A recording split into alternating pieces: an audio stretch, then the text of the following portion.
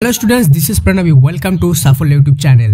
Students, Safalya তোমাদের জন্য নিয়ে এলো হিস্ট্রি লাস্ট মিনিট সাজেশন, যেগুলো তোমাদের এইচএস এক্সামের জন্য সবচেয়ে মোস্ট কমন সেই কোশ্চেনগুলো হিস্ট্রি কিন্তু এখানে আমরা তোমাদের সামনে তুলে ধরলাম। তো যারা যারা এখনো পর্যন্ত সাফল্য অ্যাপটি ইনস্টল করনি, সাফল্য এইচএস অ্যাপটি এখনই ইনস্টল করে নাও প্লে স্টোর থেকে, কারণ সেখানে দেওয়া যে টার্গেট সেকশনটা আছে সেখান থেকে কিন্তু আপ টু 90% কমন তোমরা কিন্তু ব্রড কোশ্চেনে পেয়ে যাবে, এবং দেখবে তোমাদের এইচএস এক্সামে কোনো কোশ্চেন কিন্তু ছেড়ে আসতে হচ্ছে না এবং সবগুলো কমন চলে এসেছে। তাই বেশি দেরি না করে সাফল্য এইচএস অ্যাপটি প্লে স্টোর থেকে অবশ্যই ইনস্টল করে নাও, আর এই ভিডিওটি শেষ পর্যন্ত দেখবে এবং পারলে 2 থেকে 3 বার রিপিট করবে, কেননা এই ভিডিওতে যে কোশ্চেনগুলো দেওয়া হবে সেই কোশ্চেনগুলো কিন্তু তোমাদের এমসিকিউ এবং দুটি কিন্তু কভার করে দিবে। তাই একটিও কোশ্চেন মিস করবে না, ফার্স্ট থেকে লাস্ট পর্যন্ত খুব ভালোভাবে মনোযোগ সহকারে দেখবে এবং পারলে কয়েকবার রিভাইজ করে নেবে। তো চলো বেশি দেরি না করে ভিডিওটি শুরু করা যাক। Let's get started.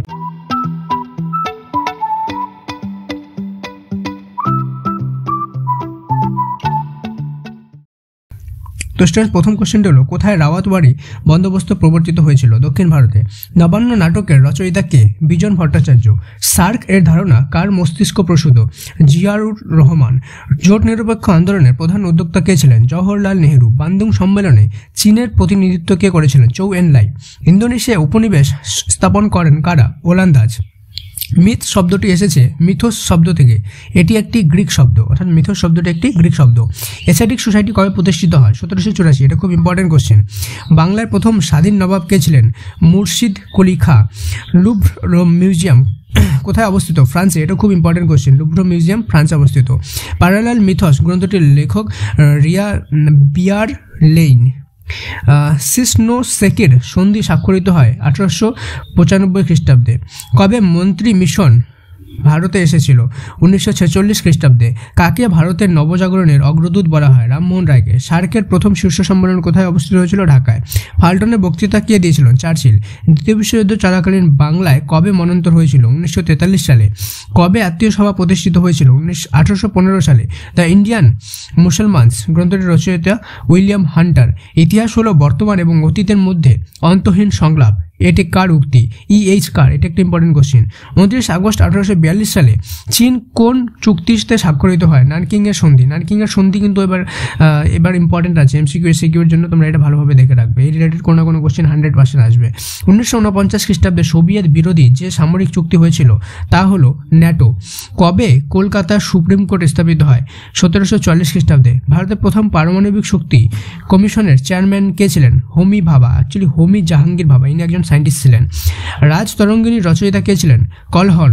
গণপরিষদের স্থায়ী সভাপতি কে ছিলেন? ডক্টর রাজেন্দ্র প্রসাদ। কে শুদ্ধি আন্দোলন করেন? স্বামী দয়ানন্দ সরস্বতী। বারদৌলি সত্যাগ্রহের নেতৃত্ব কে দেন? বল্লভভাই প্যাটেল। মুসলিম লীগের প্রতিষ্ঠাতা কে ছিলেন? সালিম উল্লাহ। তুহাফত উল মুয়াহিদ্দিন কে রচনা করেন? রামমোহন রায়। একটু কঠিন নামটা দিয়ে দিয়েছিল, সোজা নাম দিতে হতো। চীনে 4 মে এর আন্দোলনের নিরিখে জিউ উগো স্লোগান এর অর্থ কী ছিল? দেশকে রক্ষা করা। দক্ষিণারঞ্জন বসুর ছেড়ে আসা গ্রাম একটি স্মৃতিকথা। এটা একটা ইম্পর্টেন্ট কোশ্চেন। টিয়ানসিন এর সন্ধি কবে স্বাক্ষরিত হয়? 1858। এটা ইম্পর্টেন্ট। পুনা চুক্তি স্বাক্ষরিত হয়েছিল কত খ্রিস্টাব্দে?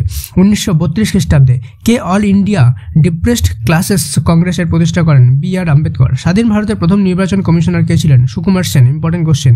দ্বিতীয় বিশ্বযুদ্ধ শুরুর সময় ভারতের বর্ডার কে ছিলেন? Linlithgow. What is history এর লেখক হলেন E.H. কার। E.H. কার রিলেটেড কোনো না কোনো কোশ্চেন এবার আসবে, ঠিক আছে। ব্রহ্ম সমাজের প্রতিষ্ঠাতা কে ছিলেন? রামমোহন রায়। ন্যাটো কবে গঠিত হয়? 1949। কে ইন্ডিয়ান মিরর পত্রিকা প্রকাশ করেন? কেশবচন্দ্র সেন। ব্রিটিশ আমলে সর্ববৃহৎ দেশীয় রাজ্য কোনটি? হায়দ্রাবাদ। Important question. কবে 3 আইন পাস হয়? 1872। নিয়ন্ত্রিত গণতন্ত্র ধারণাটি কোন ব্যক্তির সঙ্গে সম্পর্কিত? সুকর্ণ। প্রথমে কে নতুন বিশ্ব কথাটি ব্যবহার করেন? Amerigo Vespucci. Important question. Louvre museum কোথায় অবস্থিত? প্যারিসে। 2 বার দেওয়া হয়ে গেল কোশ্চেনটা এটা। বাংলাদেশে বিজয় দিবস কবে পালিত হয়? 16 ডিসেম্বর। নব্যবঙ্গ আন্দোলনের প্রাণ পুরুষ কে ছিলেন? ডিরোজিও। কে চীনে 4 মে অর্থাৎ 4 মে এর আন্দোলনের নেতৃত্ব দেন? চেন তুশিউ। ভারতের শেষ গভর্নর জেনারেল কে ছিলেন? চক্রবর্তী রাজা গোপালচারী। ওকে। ভারতের প্রথম ট্রেড ইউনিয়ন ছিলেন মাদ্রাজ লেবার ইউনিয়ন। মাদ্রাজের একটা লেবার ইউনিয়ন ছিল, সেটা ভারতের প্রথম ট্রেড ইউনিয়ন, ঠিক আছে। প্যাট্রিক লুমুম্বনা কোন দেশের প্রধানমন্ত্রী ছিলেন? কঙ্গো। ভারতের প্রথম প্রামাণ্য ঐতিহাসিক গ্রন্থ কোনটি? রাজ তরঙ্গিনী। বৈজ্ঞানিক ইতিহাস চর্চার জনক কাকে বলা হয়? থুকিডিডিয়াস। দিয়েন বিয়েন ফু এর যুদ্ধে কে জয়ী হয়েছিলেন? ভিয়েতনাম। ইতিহাস একটি বিজ্ঞান, এর বেশিও নয় কমও নয়। কে এই উক্তিটি করেছেন? বিউরি। ইয়ম কিপুর যুদ্ধ কাদের মধ্যে সংঘটিত হয়েছিল? আরব ও ইসরায়েলের মধ্যে। তৃতীয় বিশ্ব কথাটি প্রথম কে ব্যবহার করেন? আলফ্রেড সৌভি। তত্ত্ববোধিনী পত্রিকার সম্পাদক কে ছিলেন? অক্ষয় কুমার দত্ত। এটা একটা খুব ইম্পর্টেন্ট কোশ্চেন।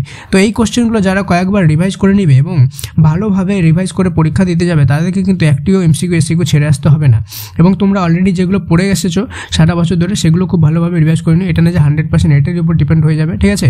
এবং আবার বলতেছি যে টার্গেট সেকশনটা যেটা দেওয়া আছে সাপোর্ট এইচএস অ্যাপের, সেখান থেকে কিন্তু 90% আপ কমন চলে আসবে ব্রড কোশ্চেনে, তাই এটাকে মিস করবে না, ঠিক আছে? নাহলে পরীক্ষায় গিয়ে কিন্তু তোমাদেরকে পস্তাতে হবে যে অনেক কোশ্চেনই ছেড়ে আসতে যাও। আমি চাই না তোমাদের সাথে এটা হোক, তাই তোমরা এখনই অ্যাপোলো এইচএস অ্যাপটি ইনস্টল করে নাও এবং সেখান থেকে যেগুলো ইম্পর্টেন্ট কোশ্চেন দেওয়া আছে টার্গেট সেকশনে সেগুলো একটিও ছাড়বে না, ভালোভাবে করে নাও। Okay, thank you so much. এবং এইচএস এক্সামের জন্য may God bless you all, best of lakh.